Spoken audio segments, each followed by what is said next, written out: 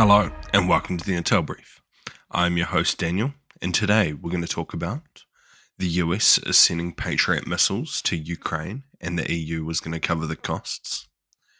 Dozens have been killed in sectarian clashes in Syria, and France has announced that they're going to boost defense spending. So, firstly, US President Donald Trump on Sunday said the United States will send Patriot air defense systems to Ukraine to help in their defense against Russia.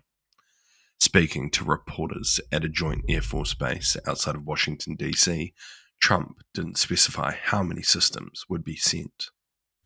This announcement has come as Trump has grown increasingly frustrated with Russian President Vladimir Putin and the lack of progress in securing a peace deal for Ukraine. It comes less than 2 weeks after the Pentagon said it would pause arms shipments to Kiev, with the White House pointing to dwindling US stockpiles. During the US election campaign before he returned to the White House in January, Trump promised to end the war in Ukraine on his first day, but his attempts to convince Putin to end the war or agree to a ceasefire has so far failed. So what? I think many people pointed out the difficulty of reaching some kind of peace deal in Ukraine. But, Trump is the way he is. However, there are some rumors he's going to make a significant move against Russia today, being Monday the 14th. So we'll have to see what that is. Outside of that, sending more Patriot missiles and systems is a super positive for Ukraine. It's one of the best air defense systems there is, and it's great for knocking out ballistic missiles that have been smashing Ukraine over the last few days, especially in the gap between kind of when the flow and effects of that pause in ammunition was seen in Ukraine. We've seen like 3 nights of the largest amounts of drones and missiles throughout the war. So yeah, it's been pretty crazy. And next, at least 37 people have been killed in Syria amid clashes between the Bedouin Sunni tribes and the Druze community, a war monitor said on Sunday. The Syrian Observatory for Human Rights said that people had died fighting in the predominantly Druze city of Swadia. 27 of the dead were Druze, including 2 children, and 10 of them were from the Bedouin community, they reported, adding that about 50 more people were wounded. The fighting marks the first wave of deadly violence in the area since clashes between the Druze community and the Syrian security forces broke out in late April, early May, in which dozens of people died. The latest violence followed a wave of kidnappings, including an abduction on Friday of a Druze merchant on the highway between Swadia and the Syrian capital Damascus, according to Reuters.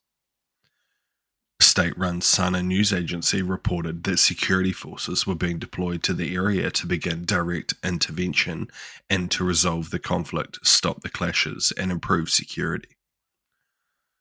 So what? This just goes to show how challenging providing security in Syria is going to be for the new government. It's good to see that they're, trying to step in and stop the violence and deploying their own security forces to kind of intervene in these tribal feuds. But it's going to be massively challenging. Like these are communities that have been fighting for hundreds, thousands of years, probably. So yeah. I don't see that ending anytime soon. And with the current chaos within the Syrian system, it's possible they're trying to get a bit more ground and influence before they possibly lose their chance and security becomes pretty solid within Syria. And lastly, French President Emmanuel Macron on Sunday announced a plan to increase defense spending over the next 2 weeks, due to growing threats. The French president's traditional speech to the military on the eve of Bastille Day, Macron said, since 1945, freedom has never been so threatened, and never so seriously. According to Macron, France's annual defense spending will rise to 64 billion euros by 2027, an amount that would double the 32 billion euros in annual spending when he came into the presidency in 2017. France had aimed to reach this goal by 2030, but has brought it closer. According to Macron, Europe is in danger due to Russia's war in Ukraine, and wars in the Middle East, and because the United States has added a form of uncertainty. He also warned of cyber threats and disinformation campaigns. Macron added that the Prime Minister, Francis Bayrou, would provide more details in his address on his plans for the 2026 budget on Tuesday. So what? This is very positive for European security as a whole. The French military is relatively decent. They're pretty good. So yeah, this boost in spending will be hugely beneficial for NATO and European defence as a whole. As Macron pointed out, one of the reasons for this is due to the US kind of withdrawing from being their standard player in European security and needing players to step up, with France being one of the traditional big players in European defence. So yeah, good to see.